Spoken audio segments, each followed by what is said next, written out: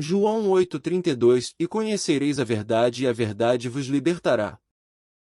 Bem-vindos ao canal Sérgio Tavares. Tenho comigo em estúdio Jair Bolsonaro, ex-presidente do Brasil, que nos falará para aqui, para a Europa, sem filtros, sem censura e sem a intromissão do judiciário brasileiro, pois aqui neste continente esse órgão não tem qualquer poder nem qualquer forma de se intrometer. Aproveito e peço também que sigam o canal Sérgio Tavares aqui no YouTube. Este é o canal de língua portuguesa mais ativista e que mais luta pela liberdade no mundo, com reportagens em todos os países possíveis, incluindo no Brasil. E é também o canal que mais une os cidadãos de bem de Portugal e Brasil. Partilhem também esta live, porque esta é uma entrevista muito importante e que surge no seguimento de milhares de denúncias de cidadãos brasileiros ao canal Sérgio Tavares sobre esta feroz perseguição a Bolsonaro que foi feita mais uma vez esta semana e que está a acontecer não só a ele, mas como também a todos os que lhe são próximos. E o caso que trazemos é absolutamente surreal e com contornos muito estranhos, dos quais iremos então daqui a pouco falar com o ex-presidente do Brasil. É que, então, esta semana, Jair Bolsonaro promoveu uma super live no YouTube, conjuntamente com os seus filhos Flávio, Eduardo e Carlos Bolsonaro, e que fulminou quase as audiências, teve quase 2 milhões de visualizações. Foi uma live sobre a formação de candidatos e lideranças na direita brasileira, ou seja, uma live sobre a organização e sobre planeamento, sobre o futuro, acima de tudo sobre reerguer a direita após tudo o que aconteceu desde as eleições e todos os atropelos à democracia que se seguiram após essas eleições. Ou seja, foi uma live que, acima de tudo, foi uma enorme, gigantesca demonstração de força e de esperança e que aparentemente causou muito incómodo nos órgãos judiciais que, à pressa, na calada da noite, trataram de abafar essa super live com a tentativa de mais um escândalo em torno da família Bolsonaro. E atenção, falando no STF, nunca podemos esquecer que um dos próprios ministros admitiu uma guerra aberta ao bolsonarismo, por isso estes ataques não surpreendem. E foi uma live 100 vezes mais vista do que as lives, por exemplo, do atual presidente Lula, que até já desistiu de fazer lives semanais porque tem tido baixíssimas audiências. E então, após esta super live que fulminou então as audiências no Brasil, dada por Bolsonaro e os seus filhos, desencadeou-se então, a mando do STF, uma operação policial que visava precisamente Carlos Bolsonaro, filho de Jair, mas depois acabou por envolver o próprio ex-presidente do Brasil. Já irão perceber como na primeira pessoa. Ora, então, para quem nos vê aqui na Europa e que recebe informações completamente deturpadas da nossa imprensa, não podemos esquecer que Bolsonaro é conhecido no Brasil como o mito. É considerado o presidente mais popular da história do Brasil. É um homem que, por onde passa, arrasta multidões. Mesmo agora, já não sendo presidente, ele arrasta multidões, ao passo que o atual presidente Lula da Silva não consegue sair às ruas sem ser apupado e ofendido, mesmo fora do Brasil, e quando sai, precisa sempre de enviar primeiro na frente os seguranças para limpar o caminho. Ora, Jair Bolsonaro foi então o presidente da República do Brasil que combateu fortemente a agenda globalista, principalmente, e isso foi muito notório na pandemia, tal como também sempre foi um defensor da família, sempre defendeu a família dos ataques que estão a haver através da ideologia de género, entre outras causas que ele sempre abraçou, ao contrário do presidente atual, que está metido em todas essas bandeiras da agenda globalista. Ora, também ao contrário de Lula da Silva, Jair Bolsonaro nunca esteve envolvido em escândalos de corrupção e Lula é o que sabemos. Então, finalizando, Jair fez e faz da pátria, de família e Deus as suas grandes bandeiras, mas também a liberdade, que é uma das palavras que ele mais repete nas suas intervenções. E é por isso, aparentemente, é precisamente por isso que parece que a imprensa o odeia. Vimos, por exemplo, a Rede Globo a festejar a vitória de Lula na sua sala e, portanto, é por isso que Jair Bolsonaro sofre estes ataques ferozes, não só da imprensa, como também do judiciário, e ataques esses também à sua própria vida, como aconteceu no atentado de 2018.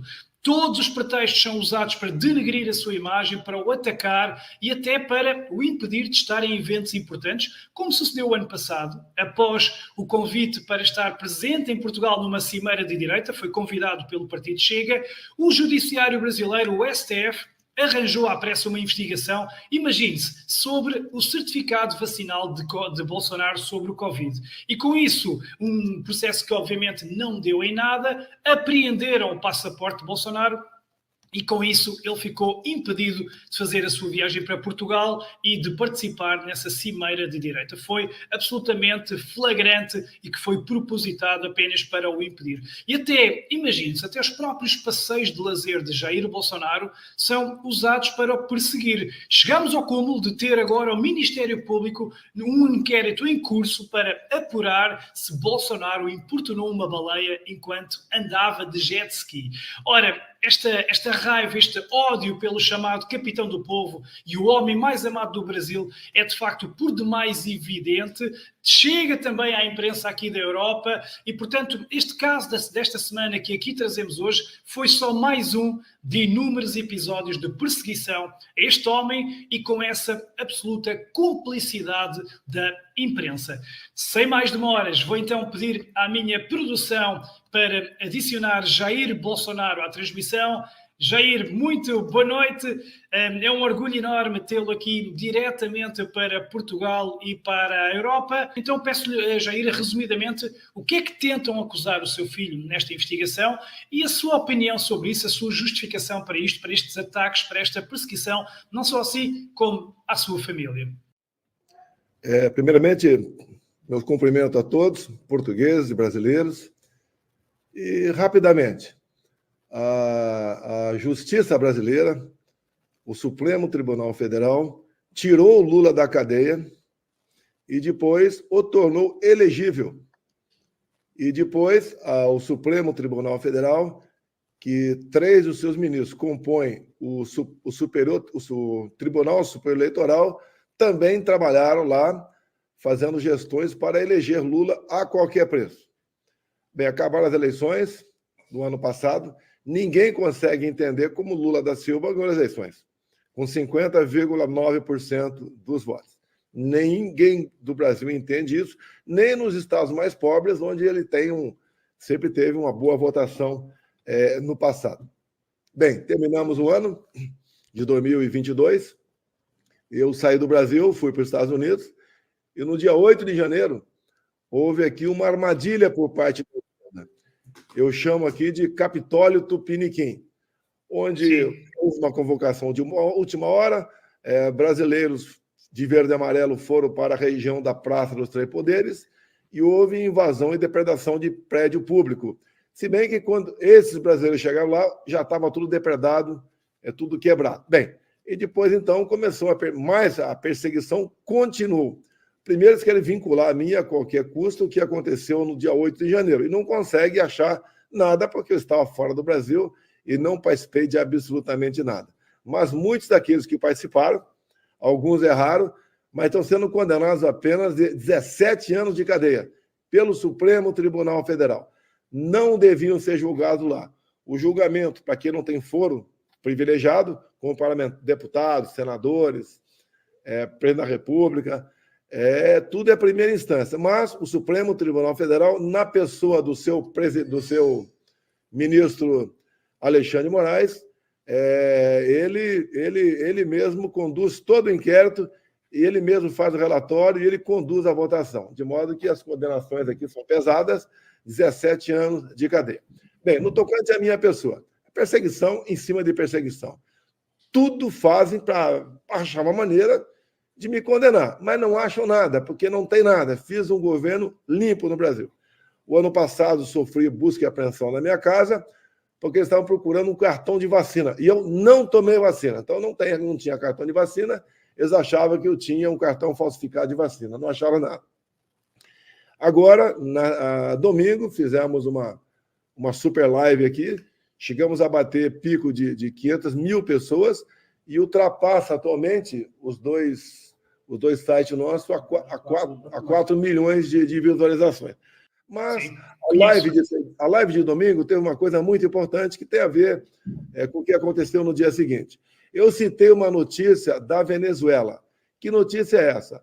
A Venezuela, por pressão americana, resolveu fazer eleições limpas, ou seja, o sistema de votação na Venezuela é exatamente igual ao do Brasil. Urnas eletrônicas que você não consegue auditá-las. E o Maduro resolveu, então, para atender a uma decisão norte-americana para que as sanções econômicas deixassem de existir na Venezuela e os Estados Unidos voltassem a comprar petróleo e gás da Venezuela, o Maduro botou aí o voto impresso ao lado da urna eletrônica. Isso foi feito agora em dezembro, quando se definiu lá por referendo se o povo daria ou não poderes para o Maduro anexar 2/3 da Guiana. E eu citei esse fato. Então, o Maduro prometeu e vai ter voto eletrônico, né, ao lado do voto impresso no corrente ano, só que o Maduro tomou uma decisão que realmente surpreendeu a todos. Ele manda na justiça lá, como aqui o executivo manda na justiça eleitoral no Brasil, e resolveram tornar a deputada Maria Corina inelegível, juntamente com Capriles, inelegíveis por 15 anos. E no Brasil não é diferente. Fizeram a mesma coisa comigo, a acusação comigo é de que eu me reuni com embaixadores em 2022, e isso aí eu abusei de poder político. Então, me tornaram inelegível por 8 anos. Então, ou seja, o Brasil está perfeitamente alinhado com a Venezuela. Todos os opositores aqui estão sendo caçados ou tornados inelegíveis. Todas as ações do Tribunal Superior Eleitoral são em cima de deputados e senadores conservadores. Então, é a situação que o Brasil se encontra. Tenha muito a falar, é muito mais grave o que acontece no Brasil do que eu estou relatando agora. Estamos vivendo, sim, uma ditadura aqui, onde todos têm medo de usar o telefone celular e trocar informações na rede de WhatsApp. Sim, o que nós vimos é que assim Jair Bolsonaro arranjaram pretextos absurdos, então, com essa questão dos embaixadores para o tornar inelegível, mas também vimos fazer essas tais buscas pelo passaporte vacinal quando estava para vir para Portugal, porque tinha sido convidado para participar numa cimeira direita para Portugal e apreenderam-lhe o passaporte e com isso impediram que viesse. Portanto, isto está a ser uma perseguição porque agora, depois de uma super live histórica, também arranjaram esta forma de o perseguir. E sente que isto está a acontecer também a quem o rodeia, nomeadamente os seus filhos? Olha, o que acontece? A ditadura, que é conduzida pelo ministro Alexandre de Moraes do Supremo Tribunal Federal, tem o apoio da imprensa brasileira. Como, por exemplo, a busca e apreensão na casa de praia aqui na cidade de Angra dos Reis, que eu estou no momento, foi para cima do meu filho, não tinha nada a ver comigo. Mas como eles sabiam que o meu filho estava aqui, porque a live havia sido executada no domingo, a imprensa potencializa fake news. Como, por exemplo, falaram que eu havia fugido de barco quando a Polícia Federal chegou aqui. Deixo claro, a Polícia Federal sempre chega às 6 da manhã. Nesse dia, chegou às 7h30 da manhã. Eu já estava pescando no mar. Então, não houve fuga nenhuma, nem minha, nem dos meus filhos, por ocasião dessa presença da Polícia Federal aqui em Angra dos Reis. Também a TV Globo, em especial, divulgou que havia sido encontrado um computador da Agência Brasileira de Inteligência, de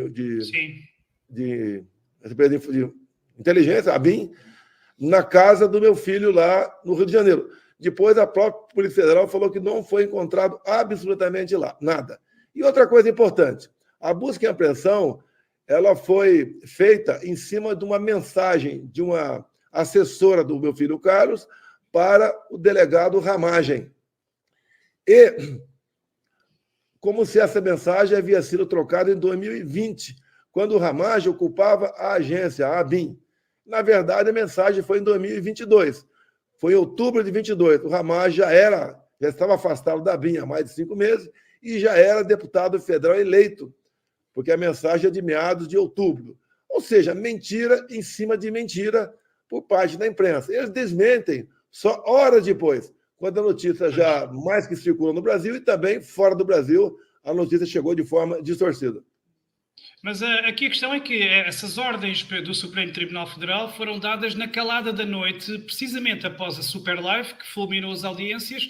Não acha que isto também mostra desespero e medo deles, ao, assim, num ato desesperado, à meia da noite, de madrugada, mandarem fazer uma ação dessas junto da sua família? Não mostrará que estão com medo do Jair continuar com muita popularidade, de continuar a ser aclamado pelas multidões? Eu estou sendo investigado no Brasil agora também por importunar uma baleia. Olha a acusação. E marcaram meu depoimento para a próxima quinta-feira, dia 7 de fevereiro agora. Quarta-feira, 7 de fevereiro. E como já começou uma mobilização na cidade de São Sebastião, onde está previsto prestar depoimento, a Polícia Federal acabou de suspender o depoimento. Remarcou para o final do mês na cidade de São Paulo, porque eles previram que haveria muita gente na cidade de São Sebastião. O que eu defini aqui? Obviamente, eles que marcam o local e o horário para depor. Estarei no final do mês em São Paulo. Mas eu confirmei minha ida na quarta-feira, agora dia 7, na cidade de São Sebastião. Então, haverá uma grande concentração. Se prevê mais de 20 mil pessoas presentes numa pequena cidade aqui perto, né, onde eu prestaria depoimento. Estarei presente, sempre ao lado do povo, e não adiantou eles mudarem o local do depoimento. Faremos, sim, um ato político nesse próximo dia 7, quarta-feira, aqui em São Sebastião. Muito bem, ou seja, não se deixa abalar por estes ataques. Estes ataques mediáticos que vêm da imprensa, porque, por exemplo, aqui em Portugal, a imagem que as televisões passam de Jair Bolsonaro é com os rótulos de genocida, de louco, tal como Trump. Isso ficou muito evidente durante a chamada pandemia, só que acontece que o tempo deu-lhe razão em tudo, desde as máscaras, os erros dos confinamentos, até à vergonhosa chantagem vacinal, e países como a Suécia, onde eu estive 2 vezes em reportagem, países que nunca usaram máscaras, nem confinamentos, nem nada disso, acabaram muito melhor, superaram muito melhor a pandemia do que, por exemplo, Portugal, que foi um dos países mais rígidos do mundo, o mais vacinado. Ou seja, até na pandemia, que foi o que mais o acusaram, principalmente aqui em Portugal, Jair teve razão em tudo, mas a imprensa nunca vai admitir, não é? Olha, por ocasião da pandemia, eu procurei estudar o máximo possível o que estava acontecendo. E cheguei a uma conclusão óbvia. A qualquer medicamento, qualquer procedimento, quem tem que decidir são os médicos, e não o Senado Federal ou a Suprema Corte Brasileira. Bem, eu fui talvez o único chefe de Estado do mundo, um dos poucos, que não tomou a vacina. Eu não tomei a vacina porque li a bula da Pfizer. Apenas por isso. Eu também não. Eu também não tomei. E eu dei a liberdade para o povo brasileiro tomar a vacina se quisesse. Comprei mais de 500 milhões de doses. Nós temos 200 milhões de habitantes, então comprei dose para praticamente 3 doses para toda a população brasileira. E não obriguei a ninguém tomar vacina. Ou seja, a liberdade acima de tudo. Então, fizemos a nossa parte no tocante à pandemia. E mais, fui contra a política do fica em casa, a economia a gente vê depois. Ou seja, também zerei os impostos de todo e qualquer produto que os médicos aconselhavam ser usado para combater a pandemia, como, por exemplo, a vitamina D. Também a questão da máscara, falei que ela era completamente ineficaz. Hoje, o Conselho Federal de Medicina do Brasil disse que a máscara foi, não é ineficaz, mas foi prejudicial à saúde dos brasileiros por ocasião da pandemia. Também aqui tivemos uma coisa inacreditável. Quando falava tanto em afastamento, distanciamento social, os presos não morreram no Brasil. Não morreram porque, por coincidência ou não, tomavam um comprimido chamado ivermectina para combater um tal de chato, algo que um espécie de carrapatinho que se alojava aí nas partes íntimas dos homens, né? E isso daí talvez tenha sido o diferencial para que não morresse presidiários no Brasil. E também muitas medidas tomamos nesse sentido, mas a mais importante foi dizer que quem decidiria se haveria ou não um tratamento precoce para a Covid seria a classe médica, e não a imprensa brasileira. Pois, exatamente, e nós vimos, entretanto, nestes 3 anos, saíram estudos da Cochrane, saíram notícias no New York Times que precisamente confirmaram tudo isso, mas a imprensa não dá o braço a torcer. Mas nós estamos a receber denúncias sobre o Brasil de estar a acontecer uma coisa gravíssima, de o governo Lula estar a obrigar bebés de 6 meses a serem vacinados contra a Covid, sabendo agora que a vacina não impede a transmissão, nem impede que se apanhe na mesma, e sabendo que tem esses efeitos secundários que já estão no site da Pfizer, e vemos imensas denúncias de pessoas que tiveram imensos problemas. Como é que você, que defendeu a liberdade, defendeu o livre-arbítrio, disse que os pais é que decidiam, como é que vê esta chantagem a bebés no seu amado Brasil? Olha, se eu der uma posição minha aqui, eu posso ser preso amanhã cedo aqui no Brasil. Então, os pais é que têm que decidir, no meu entender. O governo federal, Lula da Silva, tem ameaçado, através da sua ministra da Saúde, a senhora Anísia, de não permitir que crianças sem estar vacinadas se matriculem no Brasil. E estão, inclusive, ameaçando tirar a guarda dos filhos cujos pais não venham se vacinar. A decisão, no meu entender, eu não tenho filho dessa faixa etária, tá? Se tivesse, eu saberia como proceder, mas nós sabemos aqui que você não pode obrigar ninguém a tomar um medicamento que não esteja perfeitamente identificado com uma comprovação científica que garanta aí que ele será muito mais beneficente do que não a quem, porventura, tomar aquela vacina. Deixo bem claro, não sou contra vacinas. Eu não tomei essa vacina porque ela não foi concluída a última fase ainda e eu li a bula da Pfizer. Exatamente, mas que explicação é que encontra para Lula insistir tanto, agora que nem sequer há pandemia? Porquê é que ele quer tanto insistir e obrigar as crianças e tudo e toda a gente a perseguir os pais? Será que isto tem algo mais a ver com saúde? Acha que há aqui alguma coisa que pode haver por trás? Eu não tenho a menor dúvida que tem. Pois. O interesse, pois. Não vou te falar. É o interesse que o Lula sempre teve em qualquer questão do Brasil. O interesse é o mesmo que ele sempre teve, que levou à prisão no passado. Exatamente. Sobre as eleições, eu estive em 7 de setembro de 2022 em Brasília e em São Paulo. Eu vi um mar de gente a apoiá-lo como eu nunca tinha visto na minha vida. Não via ninguém a apoiar petistas, mas depois as eleições mostraram aquelas linhas muito esquisitas, muito dúbias, com as tais urnas anteriores a 2020 hackeáveis. Eu sei que não se pode comprometer, até pelo STF, embora estejamos aqui a falar na Europa, onde não temos censura, mas o que é que, na sua opinião, dentro do que possa dizer, o que é que pode ter acontecido nessas eleições, no país que, tirando o Butão e se calhar mais outro país do terceiro mundo, são os únicos que têm urnas nessa modalidade, não é? Quem duvidar das eleições de 22, no Brasil, será preso.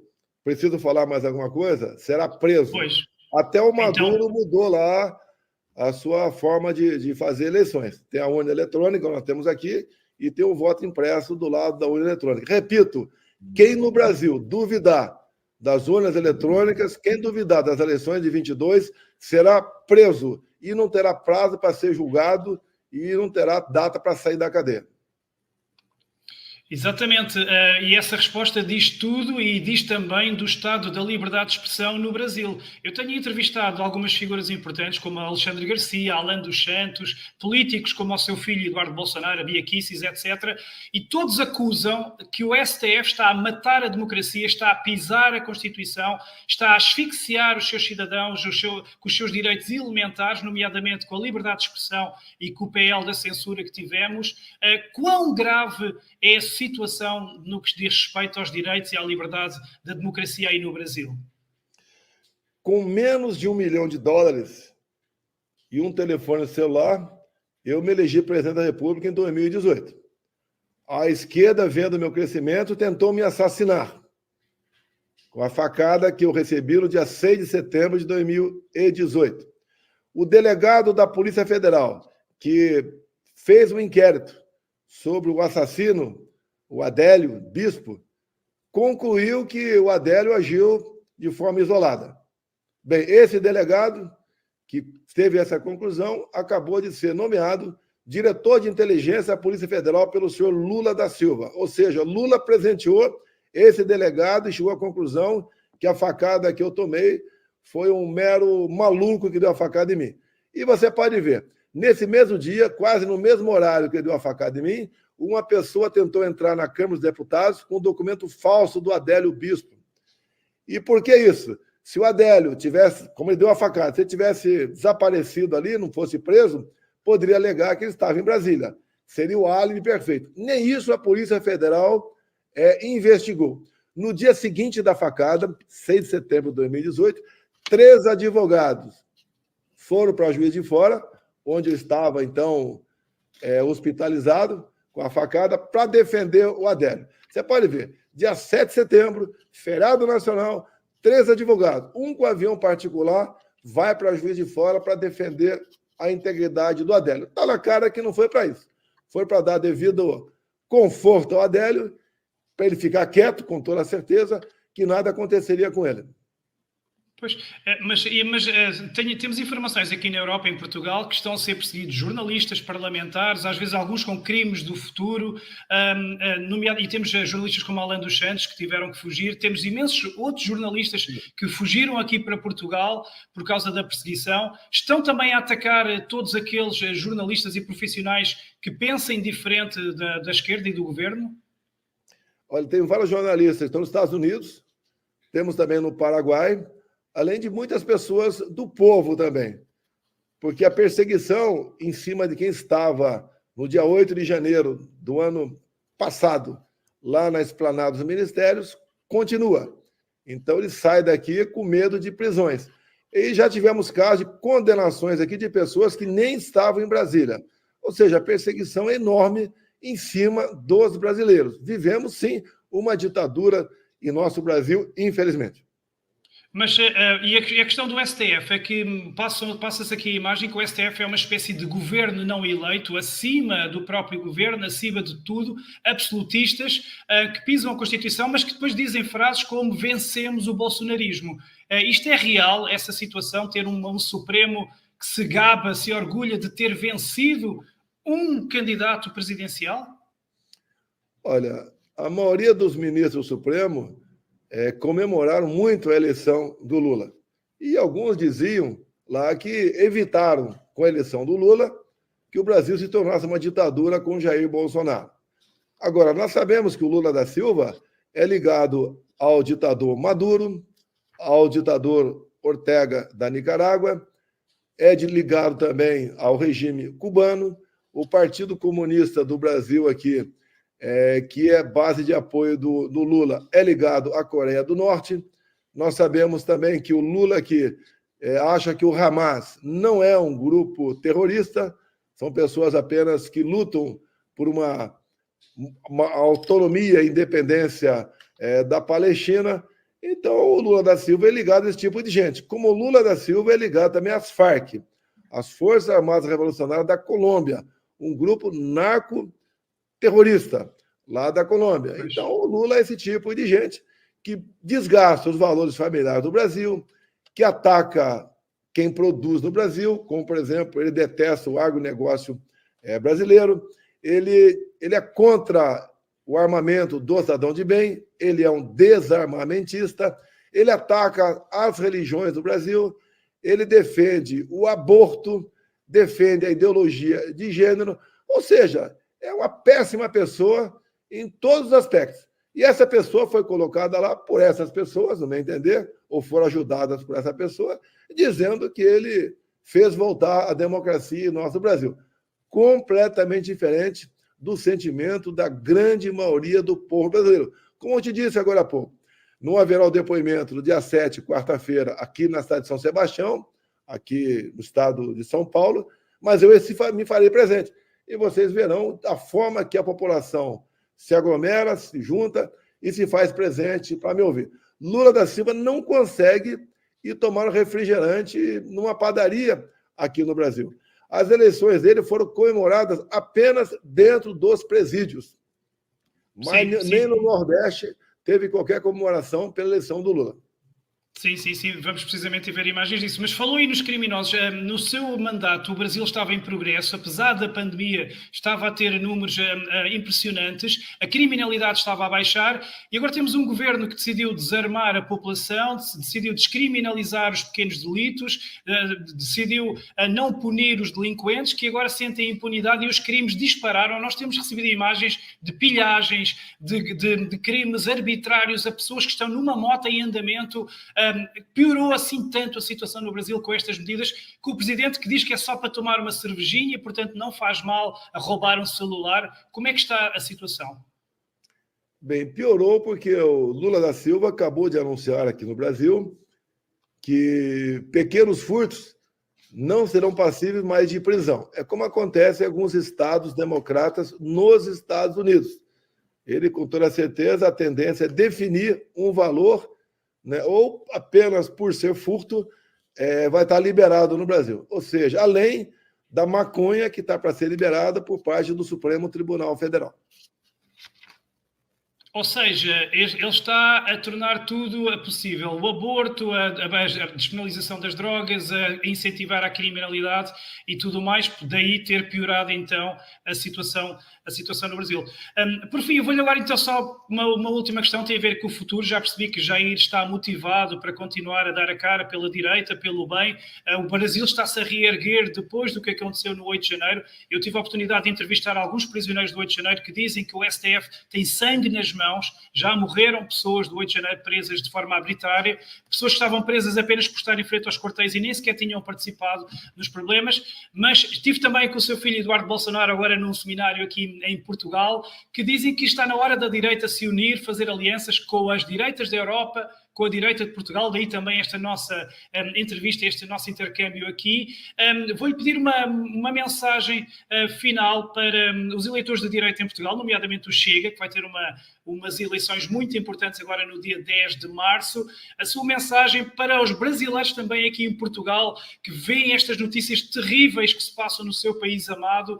Então, uma mensagem dupla. Primeiro para os seus conterrâneos aqui em Portugal e depois também para os portugueses de direita, que vão ter eleições essenciais.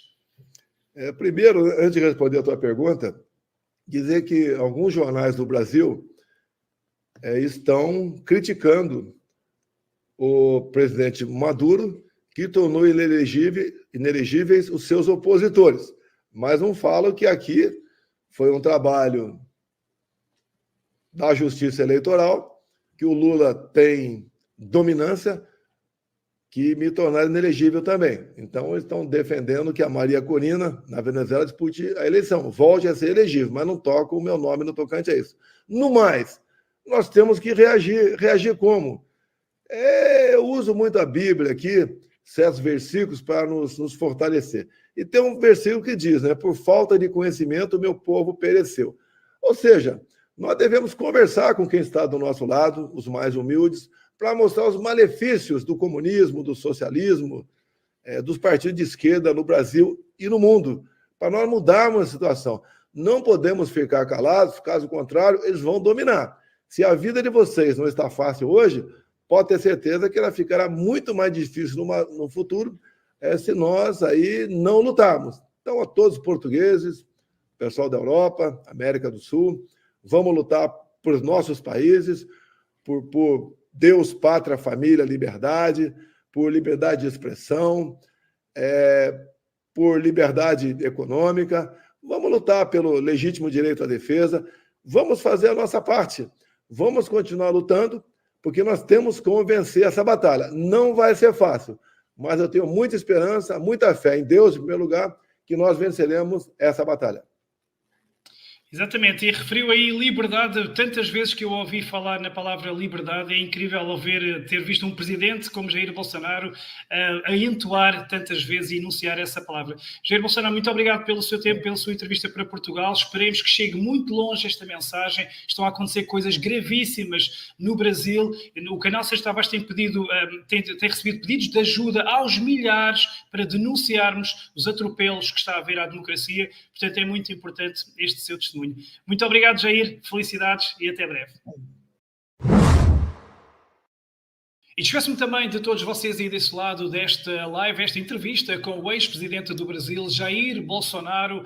Muita coisa importante que foi dita, é muito importante que partilhem estas informações. A imagem passada pela imprensa, pela grande imprensa aqui na Europa, é completamente errada e ao contrário daquilo que todos nós vemos de um homem que ama a liberdade, que ama o seu povo, que lhe estava a levar o Brasil para o progresso, pelo que é fundamental que cada um de vocês estiver aí desse lado, faça o seu papel de partilhar esta live nos grupos do WhatsApp, com os seus contactos, nos stories, nas suas redes sociais. Se cada um dos brasileiros que ama a liberdade, que defende o Bolsonaro o fizer, nós chegaremos a muitos, muitos milhões. Esta entrevista tem que correr o mundo, a Europa, tem que correr toda a cabeça daqueles que pensam e que sentem a liberdade e que estão do lado do bem. Podem também seguir as redes do canal Sérgio Tavares no site www.canalsergiotavares.pt. Um forte abraço para quem nos vê, esteja em Portugal, na Europa ou no Brasil. Eu sou o Sérgio Tavares, o vosso repórter cidadão.